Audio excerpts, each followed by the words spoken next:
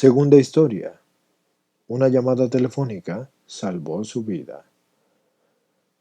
Retrospectivamente lo que viví se puede clasificar como un milagro. En ese momento yo pensaba que simplemente estaba teniendo un pésimo día. Estaba inquieta y sola y sedienta por encontrar un escape. Había llamado por teléfono a 7 personas diferentes de mi lista de 12 pasos, pero no había logrado hacer contacto con ninguna de ellas. ¿Acaso no contaba ese esfuerzo como recurrir a cualquier medio para permanecer sobrio? ¿Acaso no merecía un tropiezo? El mundo a mi exterior era maravilloso y, sin embargo, una tormenta se agitaba en mi interior. La rabia tronaba y sentía relámpagos de arcos de temor, y al exterior mi rostro no demostraba nada. Pero al interior la tristeza caía a cántaros. Lo que en su momento yo creía que me estaba quebrando en tiempo subsiguiente, lo reconocí como un momento de un descubrimiento importante. Las sacudidas relampagueantes de terror que yo sentía entonces, yo las comprendería como oleadas de un poder superior devolviéndole la vida a mi corazón. Retrospectivamente, fue la elección más pequeña, la elección de intentar otro número de esa lista, lo que cambió el curso de mi vida hacia la dirección correcta. Y fue durante la octava llamada telefónica cuando yo encontré a alguien y sobre todo yo me acerqué a ese alguien. De manera sorprendente, la persona con la que yo hablé reunía los requisitos específicos necesarios para ayudarme con un problema más básico y de mayor riesgo que mi alcoholismo. Me habría de ayudar con un problema que yo entonces no sabía que sufría. No hubo campanas, y no hubo silbidos, y no hubo halos deslumbrantes de luz. Estaba en un momento decisivo de mi vida, completamente ciega a las señales de la gracia en acción. En la octava llamada, alguien contestó el teléfono, la última persona que esperaba que estuviera en casa, porque era un amigo a quien yo le llamaré R. Imaginaba que andaría paseando en barco o en su lancha de vela, o practicando el esquí acuático o de pesca, o dándose la buena vida en su finca. Pero estaba en su casa y estaba libre. Así que nos reunimos en un restaurante vietnamita en Minneapolis. Durante el entremés de rollitos orientales, yo le delineé lo que yo veía como el problema. Y había algo mal en mi interior. Y durante el arroz frito, R me brindó el programa de apoyo típico. El consejo concreto que me brindó durante la cena se me escapa de la memoria. Más bien lo que recuerdo de manera muy clara es que la simple presencia de un amigo en recuperación fue ayuda suficiente. Yo siempre pensaba que estaría defectuosa, pero permanecería precisamente por la presencia de R sobria, aunque fuera solo por esa noche. Eso era todo lo que yo esperaba de nuestro encuentro, así que recibiría mucho más. R sugirió que diéramos un paseo alrededor del lago Harriet, y platicamos mientras caminamos, y finalmente me preguntó, ¿qué está pasando con el resto de tu vida? Mi instinto normal era desviar la pregunta, un segundo suceso que me cambió la vida, así que le platiqué exactamente lo que sucedía. ¿Cómo estaba? Pues llevaba una doble vida. Una profesional solícita durante el día, pero una mujer desquiciada durante la noche. En esa época yo tenía 8 parejas sexuales. Ese número era típico. Mi vida sexual era un juego de ajedrez jugado a alta velocidad. Una de mis parejas del momento me estaba pagando por favores sexuales. No era el primero que me pagaba por tener relaciones sexuales. Sin embargo, la prostitución verdadera era la prostitución de mi integridad. El proxeneta verdadero era mi compulsión sexual. Mi vida privada contradecía a la persona que yo creía que era. Era una persona decente viviendo una existencia indecente. Me sentía atrapada en un laberinto de secretos y desolación, así que le platiqué estos hechos a R. Terminamos nuestra vuelta al lago, y conforme nos acercamos al estacionamiento me preguntó si lo acompañaba una vez más alrededor del lago. Pero esta vez me platicó lo suyo. Su historia era paralela a la mía, pero incluía una diferencia importante. Me platicó de un grupo pequeño recién formado de hombres que se apoyaban unos a otros en la recuperación de lo que él llamaba adicción sexual. La sabiduría y apoyo de este grupo le ofrecía un mapa para salir de su propio laberinto adictivo. La historia de R me conmovió, y la luna reflejaba nuestras sombras ante nosotros. Hermanos mellizos y manos entrelazadas, con afecto forjado por los secretos compartidos y por compartir secretos. Así que mi vida se transformó a partir de ese momento. Me habló la siguiente semana. Una mujer que se unía a un grupo de 12 hombres era un problema, y que el grupo no estaba preparado para manejar. Tendría pues que esperar hasta que más mujeres se enteraran, así que esperé 4 meses. Sentía alegría y esperanza a la vez, al saber que el caos sexual de mi vida tenía un nombre y que el nombre tenía en sí la posibilidad de recuperación. Sabía que adicción sexual era una descripción compasiva de lo que yo sufría. En 1980 el movimiento de liberación femenino todavía estaba en pañales. Su mensaje todavía no permeaba la cultura popular, y dentro de la sociedad los hombres con quienes tenía relaciones sexuales pudiesen considerarse en el peor de los casos como lotarios o don Juanes. Los términos eran atrevidos, pero lo suficientemente normales o tal vez inclusive simpáticos. Solamente uno de los muchachos, como su compañera por la misma conducta me habrían llamado una puta o una ninfómana, esos términos surgieron en una degradación sin esperanza. Las otras mujeres me considerarían como un paria. La adicción sexual nos hace iguales a aquellos a quienes la sufrimos. Es una metáfora de esperanza y uno lleva a cabo el programa y con la ayuda de los demás logra salir de las arenas movedizas. Mientras esperaba que se formara el grupo de mujeres, yo encontré que no tenía ni idea de cómo era la cordura sexual. Me resistía a averiguarlo y empecé a tomar otra vez, terminando así con un periodo de 3 años de sobriedad. R me habló para decirme que había 3 mujeres más que querían un grupo de SAA. Él y otro hombre de su grupo se reunieron con 3 mujeres y conmigo. Los hombres nos dijeron cómo funcionaba su grupo y cómo manejaban a los miembros de reciente ingreso y cómo manejaban su confidencialidad, etc. Y enseguida se fueron, así que estábamos solas. Observé a las mujeres en nuestra mesa. Una mujer había viajado desde otro estado, un viaje de 4 horas. Una segunda tenía dudas de que perteneciera. La tercera trabajaba en una fábrica y tenía relaciones sexuales regularmente en su lugar de trabajo con diferentes compañeros de trabajo. Y yo, la cuarta, era una alcohólica que bebía. Al término de un mes el grupo se había reducido a otra mujer y yo. Aún nos reuníamos. Dejé de beber para la primera. Ya éramos un grupo de 8 mujeres, y 2 de esas 8 primeras mujeres se convirtieron en, y aún son, mis mejores amigas. Esa primavera de 1981, SAA había alcanzado el punto de necesitar un intergrupo para coordinar el trabajo de servicio y manejar los problemas de las políticas y de la ética.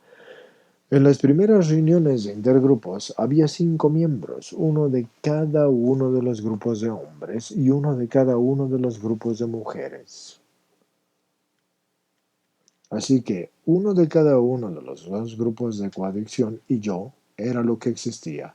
Así que las cosas empezaban a tomar forma. ¿Y cómo fue posible que SAA creciera a millares y se convirtiera en la organización internacional que es ahora? Lo que Dios les obsequió a Bill W. y al Dr. Bob en 1935 era un don que aún hoy seguía dando. ¡Qué legado! Para mí, pertenecer a un grupo de mujeres fue una bendición del cielo. Estar dentro de un grupo de mi mismo género me estabilizó en la fase de ajuste de mi recuperación inicial. No estaría sola en esta creencia, y como mujer con vivencias de abuso sexual infantil y de violación, entonces yo les temía a los que fueran autores de tal abuso y aun a los que se encontraban en recuperación. También temía el seducir o que me sedujeran. Cualquiera de estos me habría hecho huir. Así que empezar en un grupo de mujeres no solamente me ayudó a evitar alguna situación negativa, sino que también creo que hizo posible para mí una oportunidad positiva. En el grupo de mujeres tuve la oportunidad de ver que mi propio tipo de chauvinismo macho y adictivo aumentaba mi adicción, y hasta ese punto valoraba a los hombres a expensas, pero no solo de mí misma, sino también de otras mujeres. Consideraba a otras mujeres como la competencia o las que condenaban, y durante mis primeros años dentro de SAA Mis hermanas, todas compañeras, luchamos juntas para transformar el caos de cada una de nuestras vidas y restablecer la integridad. De ellas yo comprendí que el compartir con honestidad y sin necesidad de un trueque sexual era el requisito previo para la intimidad y el amor de una relación formal. Entrar a SAA no fue tan fácil.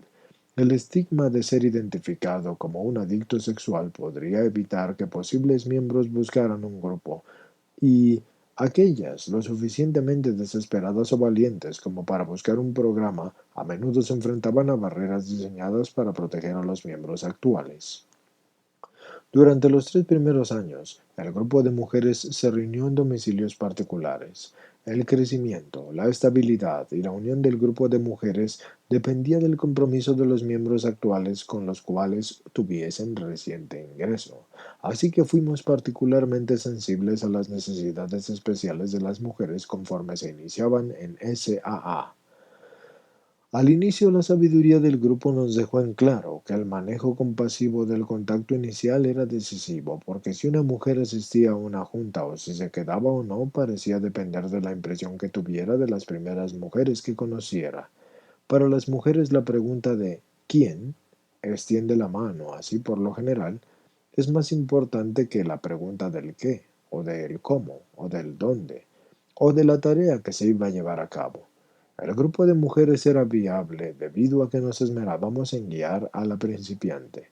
Dos miembros se reunían con la mujer de reciente ingreso y compartían cómo había sido, y qué pasó, y cómo se estaba manejando, y cómo eso estaba mejorando. El grupo de mujeres se distinguía en lo que seguía a ese contacto inicial. Los dos miembros acompañaban a la mujer a su primera junta y se ofrecían para ser sus patrocinadoras provisionales durante las 6 primeras semanas. Sobre todo, cada una de las patrocinadoras utilizaba esas primeras semanas para enseñarle a la miembro de nuevo ingreso cómo utilizar el patrocinio. La membresía en otras confraternidades de 12 pasos no necesariamente quería decir que la mujer sabía utilizar un patrocinador especialmente para manejar una adicción sexual. Con la autorización de la miembro de reciente ingreso, su patrocinadora la llamaba y se aseguraba de cómo iban las cosas hasta que ella se sintiera cómoda para hablarle a su patrocinadora cuando lo necesitara. Esta conexión de persona a persona creaba una sensación de confianza para la miembro de reciente ingreso que era un requisito previo para enfrentar y compartir su primer paso. Las amistades que formaba la harían seguir regresando.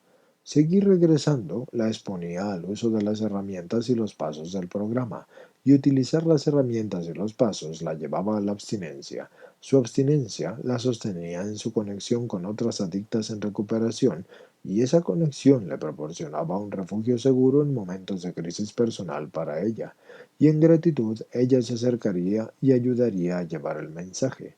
A través de mis contactos de intergrupo con hombres en SAA y después en juntas de grupos mixtos, aprendí que el apoyo de hermanos se veía diferente del apoyo de hermanas y que ambos funcionaban. Los hombres me enseñaron cómo enfrentar mi adicción directamente y cómo ser más directa con las mujeres a quienes patrocinaba. El grupo de mujeres les enseñó a sus hermanos acerca de la bondad, y la bondad era una alternativa a la adicción y también era un método para entrar nuevamente al programa después de una recaída. La energía y la sinergia fluía a través del intergrupo de SAA, de las ciudades gemelas a principios de la década de los 80. Los hombres y las mujeres miembros crearon un sistema de apoyo viable para llegar a los adictos en otras ciudades. Durante los primeros años yo manejé la mayoría de los contactos de las mujeres de otras ciudades. Algunas necesitaban ayuda para formar un grupo en su comunidad y otras necesitaban encontrar un terapeuta en su comunidad que entendiera la adicción sexual, y otras personas que eran más aisladas llevaron a cabo el programa a través de otras confraternidades, pero necesitaban un patrocinador de SAA para manejar las crisis específicas y los secretos que no era apropiado compartir en esas juntas de 12 pasos. En una ocasión recibí una llamada telefónica de larga distancia desde Los Ángeles durante la cual yo escuché el quinto paso de una mujer. En 1983, SAA ya contaba con una membresía de 1.000 personas, aproximadamente un tercio de ellas eran mujeres. Lo suficientemente grande era para que nosotros contratáramos a una persona de tiempo completo. Ese era un hombre maravilloso y era un hermano en recuperación con excelentes habilidades administrativas. Y tal vez su voz fue la primera que usted escuchó en SAA. Posteriormente, la organización creció, y crecieron los comités de literatura, y se publicaron libros y folletos, y se llevaron a cabo juntas con oradores, y se organizaron retiros para los grupos, y surgió un directorio nacional de juntas, y se escribieron manuales de cómo empezar una junta en su propia comunidad, y se estableció una comunicación permanente entre varios intergrupos de varias regiones, y se llevaron a cabo congresos a nivel nacional. Así pues, se había extendido la noticia. El primer contacto formal de SAA con los medios había ocurrido en 1982 y de esa fecha en adelante dependimos en las 12 tradiciones, así como siempre lo había hecho Alcohólicos Anónimos. Venerábamos el anonimato y lo respetábamos. Y también lo respetaban los medios. Así que participé en varias entrevistas de la televisión, la radio y de revistas, representando a las mujeres del programa, y mi historia se convirtió en un medio para llegar a las demás personas. Y fue así que la pena y la humillación de mis días en que yo caía en la actuación se convirtieron en algo significativo y de realce para la vida a través de la alquimia de la recuperación.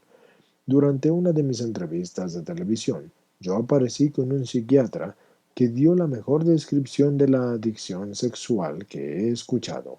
Dijo que las relaciones sexuales son como el nadar, porque un adicto ve a otras personas disfrutándolo y se tira de cabeza en lo profundo y casi se ahoga y se arrastra hacia afuera y aún así se vuelve a tirarse de cabeza, repitiéndose así la misma escena una y otra vez.